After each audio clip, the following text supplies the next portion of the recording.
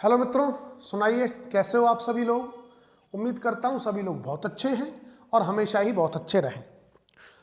मित्रों, last video में आपने देखा हमने जो डिस्कस किया था वो किया था amphibolic nature of TCA cycle. अब मित्रों हम डिस्कस करेंगे इस वीडियो में उस सिलेबस को आगे बढ़ाते हुए कि कैसे जो रिड्यूसिंग पावर्स थी जो कि ग्लाइकोलाइसिस के दौरान साइटोसोल में प्रोड्यूस हुई थी, उन रिड्यूसिंग पावर्स के इलेक्ट्रॉन को माइटोकॉन्ड्रिया के अंदर भेजा जाए। क्योंकि एक बात तो आप जानते हो कि जो लिंक रिएक्शन थी और टीसीए साइकिल थी, ये दोनों तो चली थी माइटोकॉन्ड्रिया के अंदर ही। तो इनसे जो बनने वाली रिड्यूसिंग पावर्स थी वो तो माइटोकॉन्ड्रिया के अंदर ही बनी थी। इसलिए जब माइटोकॉन्ड्रियल इनर मेम्ब्रेन में इलेक्ट्रॉन ट्रांसपोर्ट चेन चलेगी तो लिंक रिएक्शन और टीसीए साइकिल में बनने वाले जो रिड्यूसिंग पावर्स थी वो अपना इलेक्ट्रॉन ट्रांसपोर्ट चेन में डोनेट कर देंगे। वो तो दे देंगे इजीली क्योंकि वो बने ही माइटोकॉन्ड्रिया के अंदर हैं। लेकिन अब सोचिए कि जो रिड्यूसिंग पावर्स साइटोसोल में बनी हैं ड्यूरिंग ग्लाइकोलाइसिस, वो अब कैसे माइटोकॉन्ड्रिया की इलेक्ट्रॉन ट्रांसपोर्ट चेन में अपने इलेक्ट्रॉन को दें। तो इसके लिए मित्रों सेल के पास दो शटल होते हैं। एक होता है मैलेट एस्पार्टेट शटल और एक होता है dihydroxy acetone phosphate glyceraldehyde 3 phosphate shuttle. तो इन दो शटल के थ्रू साइटोसोल से माइटोकॉन्ड्रिया के अंदर इलेक्ट्रॉन का ट्रांसपोर्ट हो जाता है, जो कि ड्यूरिंग ग्लाइकोलाइसिस साइटोसोल में बने थे। ग्लाइकोलाइसिस के दौरान आपने देखा ना, हाँ NADH बना था। तो वो कैसे जाएगा ये देखते हैं मित्रों। आ जाते हैं अपना दो सिस्टम है।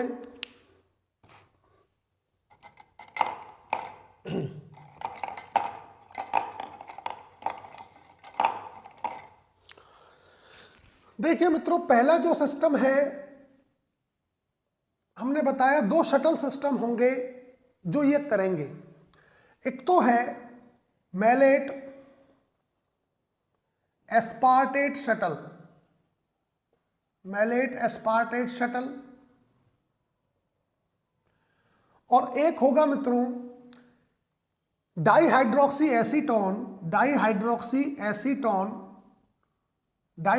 एसीटोन फॉस्फेट ग्लिसरल्डिहाइड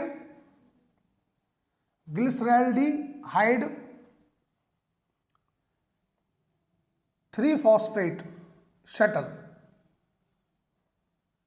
ये दो शटल काम करेंगे जो साइटोसोल में बने NADH था उसके इलेक्ट्रॉन को लेकर माइटोकॉन्ड्रिया में भेजेंगे। कैसे भेजेंगे वो आप देखिए जरा, क्या सिस्टम है इनका भेजने का।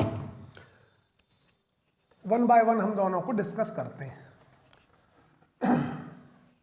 तो मित्रों पहले डिस्कस करते हैं मैलेट एस्पार्टेट शटल को। मैलेट एस्पार्टेट शटल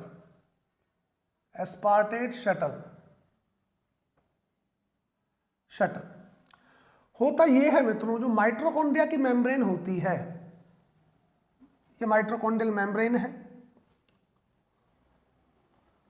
इस मेम्ब्रेन पर दो शटल बैठे होते हैं। एक तो बैठा होता है एस्पार्टेट शटल। मित्रों शटल मतलब प्रोटीन। मेम्ब्रेन पर एक ऐसी प्रोटीन बैठी है जो ट्रांसपोर्ट कराएगी अक्रॉस द मेम्ब्रेन। उस प्रोटीन को ही, ट्रांसपोर्टर प्रोटीन को ही शटल बोल रहे हैं। तो जो ये वाला है, और एक होता है मित्रों, मैं रेड पेन यूज कर रहा हूं, एक शटल होता है ये। दो शटल मैंने बना दिया। इस शटल का नाम लिख देता हूं मैं malate aspartate shuttle, malate aspartate shuttle. और मित्रों जो ये वाला है इसको मैं दिखा देता हूं, सॉरी वो मैलेट एस्पार्टेट नहीं, मैलेट शटल हो गया वो। ये मित्रों मैलेट हो गया, मैलेट शटल। मैलेट एस्पार्टेट ना लिखकर मैलेट हो गया, मैलेट शटल, वो कंबाइन लिख दिया। और मित्रों ये हो गया एस्पार्टेट, एस्पार्टेट शटल।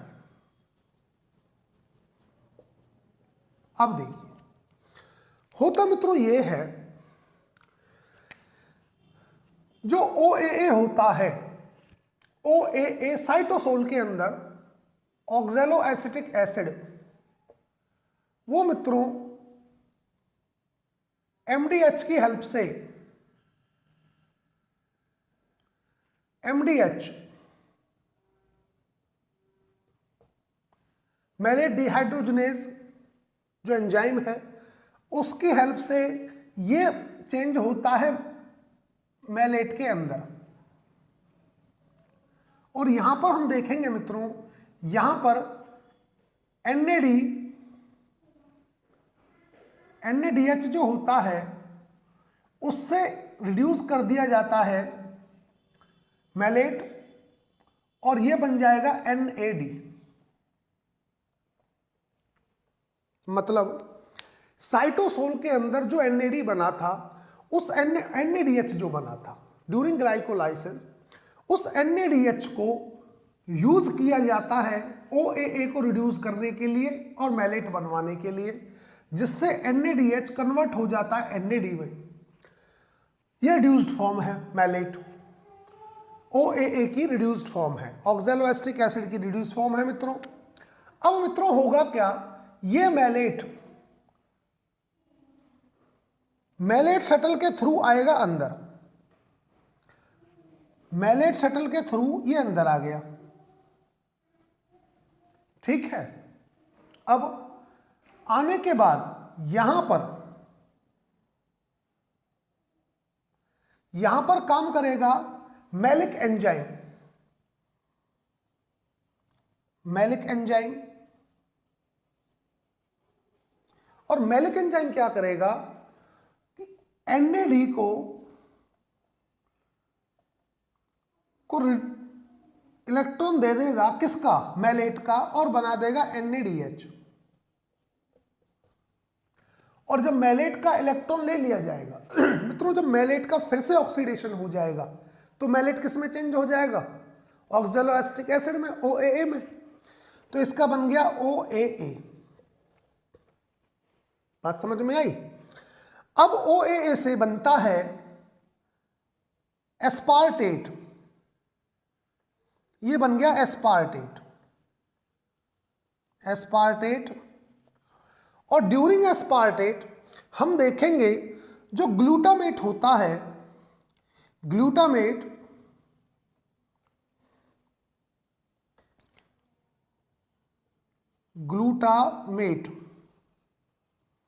ग्लूटामेट अपना अमीन ग्रुप OAA को दे देगा और OAA कन्वर्ट हो जाएगा एस्पार्टेट में, और एंजाइम होता है यहां एस्पार्टेट ट्रांसफरेज या सिंथेज, एस्पार्टेट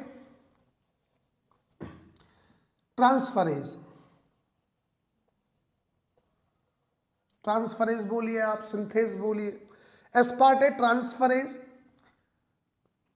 बात सिंपल सी है, जो साइटोसोलिक NADH था उसका यूज किया गया OAA को रिड्यूस करने में और मैलेट बनवा लिया गया साइटोसोल के अंदर।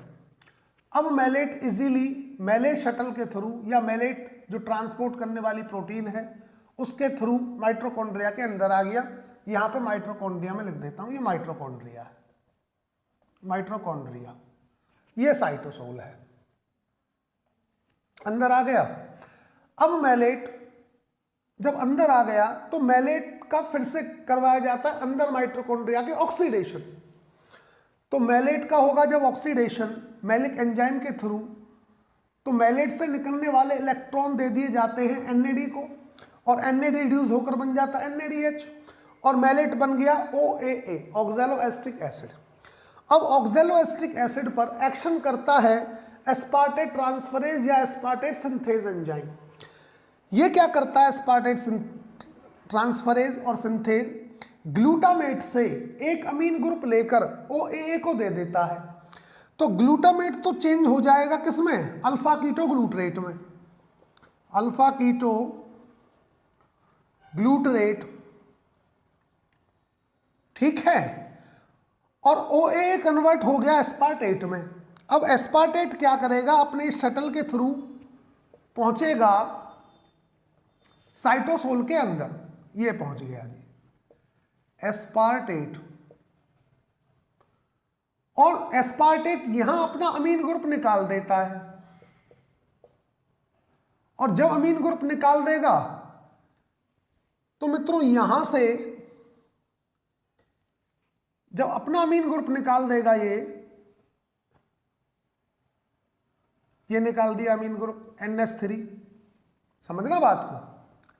एस्पार्टेट साइटोसोल में पहुंच गया, साइटोसोल में जब जाता है तो अपना अमीन ग्रुप निकाल देगा, जो अपना अमीन ग्रुप निकाल देगा तो एस्पार्टेट फिर से क्या बन जाएगा, OAA। भाई OAA को अगर अमीन ग्रुप दे दोगे और वो एस्पार्टेट बन रहा है अमीन ग्रुप के जुड़ने से, तो जब एस्पार्टेट निकाल देगा अमीन ग्रुप को तो वो फिर से क्या बन जाएगा, OAA बन गया, OAA ये निकल गया। अच्छा, अल्फा कीटो ग्लूटरेट जो है बना था वो यहां पहुंच जाता है, कहां पर, साइटोसोल के अंदर, और साइटोसोल के अंदर जब जाता है अमीन ग्रुप के साथ मिल जाता है, ये मिल गया अल्फा कीटो ग्लूटरेट, और ये दोनों मिलकर क्या बना देंगे, ये बना देंगे मित्रों ग्लूटामेट,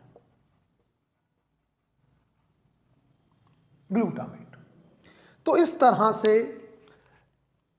मैलेट एस्पार्टेट शटल काम कर रहा है।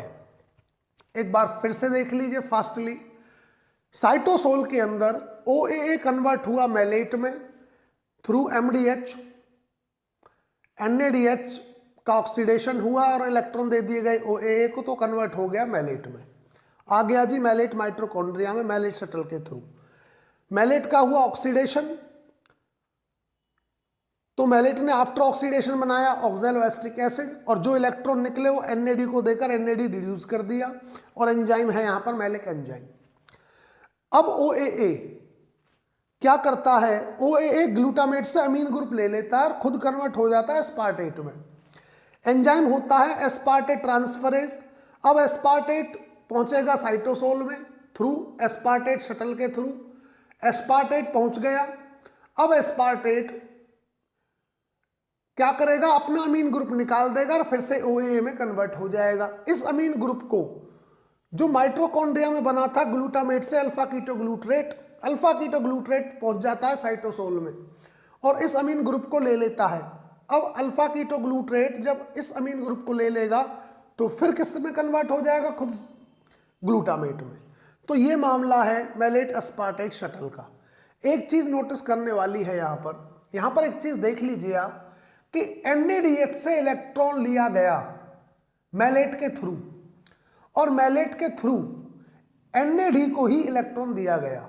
मतलब NADH साइटोसोल का यूज करके माइटोकॉन्ड्रिया में भी NADH ही बनवाए गए थ्रू मैलेट एस्पार्टेट शटल। ये बात अपने दिमाग में रखना। अब बात आ जाती है दूसरे पर। अच्छा मित्रों, ये शटल एनिमल सेल के अंदर जैसे हार्ट सेल हो गई, किडनी हो गई, लीवर हो गई, यहां पर ये शटल मिलेगा आपको mallet aspartate shuttle.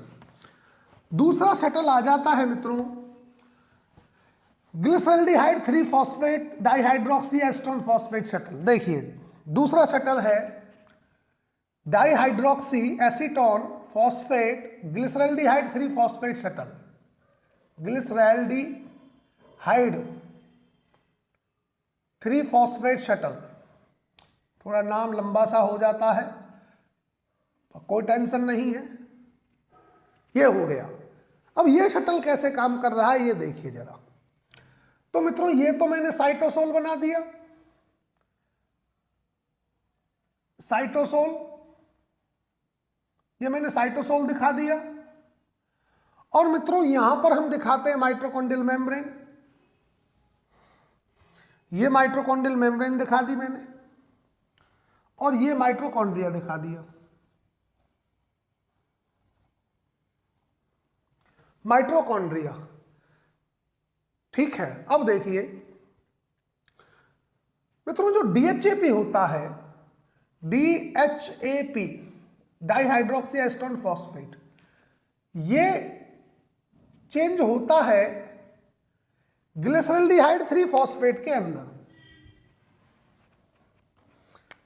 Glyceraldehyde वेल्डिहाइड 3 phosphate के अंदर, यहां पे लिख देते हैं साइटोसोल है, साइटोसोल। ठीक है, ये लिख दिया। चलो, डीएचएपी कन्वर्ट हुआ ग्लिसरल्डिहाइड 3 फॉस्फेट के अंदर और एंजाइम होता है डीएचएपी डिहाइड्रोजनेज, डीएचएपी डिहाइड्रोजनेज, हाइड्रोजनेज। इसने क्या किया, NADH को चेंज कराया NAD के अंदर और ग्लिसरल्डिहाइड को रिड्यूस कर दिया, जो मतलब NADH का इलेक्ट्रॉन था, इस एंजाइम ने NADH को ऑक्सीडाइज करके ग्लिसरल्डिहाइड 3 फॉस्फेट बनवा दिया, DHAP को रिड्यूस करके। ठीक है, अब मित्रों यहां पर माइटोकॉन्ड्रियल मेम्ब्रेन पर एक प्रोटीन होती है जिसको हम कहते हैं फ्लेवोडिहाइड्रोजनेज प्रोटीन, फ्लेवोडिहाइड्रोजनेज, डिहाइड्रोजनेज प्रोटीन बोलिए, कॉम्प्लेक्स बोलिए, फ्लेवोडिहाइड्रोजनेज प्रोटीन। अब ये प्रोटीन क्या करेगी, ये प्रोटीन ग्लिसरल्डिहाइड 3 फॉस्फेट से इलेक्ट्रॉन ले लेगी और इसको चेंज कर देगी इसमें। ग्लिसरल्डिहाइड 3 फॉस्फेट का जो ऑक्सीडेशन करेगी वो करेगी फ्लेवोडिहाइड्रोजनेज प्रोटीन, जो कि माइटोकॉन्ड्रियल मेम्ब्रेन में बैठी है। अब देखिए, अब होगा क्या, अब ये क्या करेगी, फ्लेवोडिहाइड्रोजनेज प्रोटीन ये FAD को रिड्यूस कर देगी, किसमें, FADH2 के अंदर, और माइटोकॉन्ड्रिया के अंदर बनवाया FADH2। अब देखिए यहां गड़बड़ी क्या हुई, गड़बड़ मित्रों ये हुई कि फ्लेवोडिहाइड्रोजनेज ने इलेक्ट्रॉन लिया ग्लिसरल्डिहाइड 3 फॉस्फेट से, और ग्लिसरल्डिहाइड 3 फॉस्फेट ने इलेक्ट्रॉन लिया था NADH से। भाई जब DHAP को रिड्यूस किया NADH का इलेक्ट्रॉन देकर, तभी तो ग्लिसरल्डिहाइड 3 फॉस्फेट बना। मतलब साइटोसोल ने खर्चा तो किया NADH का, बट फ्लेवोडिहाइड्रोजनेज प्रोटीन ने माइटोकॉन्ड्रिया के अंदर बनवाया क्या, FADH2। तो इस वजह से हम देखेंगे यहां पर जो मेलेट एस्पार्टेट शटल के थ्रू जब इलेक्ट्रॉन आता है, तो वहां देखेंगे हम ड्यूरिंग इलेक्ट्रॉन ट्रांसपोर्ट चेन वहां ज्यादा ATP बनते हैं, 2 ATP फालतू बनते हैं वहां, क्योंकि वहां इलेक्ट्रॉन ट्रांसपोर्ट जो चेन में कंट्रीब्यूशन दे रहे हैं वो देंगे NADH, और NADH अपना कंट्रीब्यूशन इलेक्ट्रॉन ट्रांसपोर्ट चेन में देना स्टार्ट करेंगे कॉम्प्लेक्स 1 से, और अगर कॉम्प्लेक्स 1 से इलेक्ट्रॉन ट्रांसपोर्ट चेन चलेगी तो ATP ज्यादा बनेंगे। लेकिन FADH क्या करता है, FADH अपना इलेक्ट्रॉन देता ही कॉम्प्लेक्स 2 से है इलेक्ट्रॉन ट्रांसपोर्ट चेन में, जो सक्सीनेट डिहाइड्रोजनेज था कॉम्प्लेक्स 2, उसको अपना इलेक्ट्रॉन देगा FADH2 ड्यूरिंग ऑक्सीडेटिव फॉस्फोराइलेशन। और हम देखेंगे जो सक्सीनेट डिहाइड्रोजनेज एंजाइम है, जो सक्सीनेट डिहाइड्रोजनेज कॉम्प्लेक्स है, वो इलेक्ट्रॉन को लेकर इलेक्ट्रॉन ट्रांसपोर्ट चेन में तो भेज देता है, लेकिन प्रोटॉन की पंपिंग नहीं कराता। जो इंटरमेम्ब्रेन स्पेस है उसमें प्रोटॉन की पंपिंग नहीं होगी, पंपिंग में उसका कोई रोल नहीं है। और सीधी सी बात है, अगर प्रोटॉन ग्रेडियंट कम बनेगा तो ATP भी कम बनेगा। तो हम देखते हैं मित्रों, हम ये देखेंगे कि जो FADH होता है, एक FADH से जो ATP बनेगा after proton gradient formation during oxidative phosphorylation बोलिए, या आप ऑक्सीडेटिव फॉस्फोराइलेशन ही बोलेंगे क्योंकि ये माइटोकॉन्ड्रिया में ही चलेगा। तो हम देखेंगे FADH से बनने वाले जो ATP होते हैं, एक FADH2 से जो बनेगा ATP वो 1.5 ATP बनता है, जबकि एक NADH से जो ATP बनेगा वो 2.5 ATP बनता है। इतना फर्क होता है, एक ATP का डिफरेंस होता है एक FADH और एक NADH से बनने पर। तो FADH को इलेक्ट्रॉन दिया फ्लेवोडिहाइड्रोजनेज प्रोटीन ने, किससे लेकर? NADH का इलेक्ट्रॉन लेकर। ये यहां पर गड़बड़ की कौन से शटल ने? जो dihydroxy acetone phosphate glyceraldehyde 3 phosphate shuttle था, जिसको हम इसको नाम बोलते हैं। ये होता है डाइहाइड्रोक्सी एसीटोन फॉस्फेट शटल, ये वाला फ्लेवोडिहाइड्रोजनेज प्रोटीन। ठीक है मित्रों, उम्मीद है आपके समझ में आया है, कोई दिक्कत नहीं है, क्योंकि ये पोर्शन भी कराना बड़ा इंपॉर्टेंट था। वो इसलिए इंपॉर्टेंट था कि मित्रों अब बच जाता है TCA साइकिल के बाद ऑक्सीडेटिव फॉस्फोराइलेशन, और ऑक्सीडेटिव फॉस्फोराइलेशन के बाद रेस्पिरेशन में एक टॉपिक और बच जाएगा छोटा सा, वो है एनारोबिक रेस्पिरेशन। उसके बाद रेस्पिरेशन फिनिश।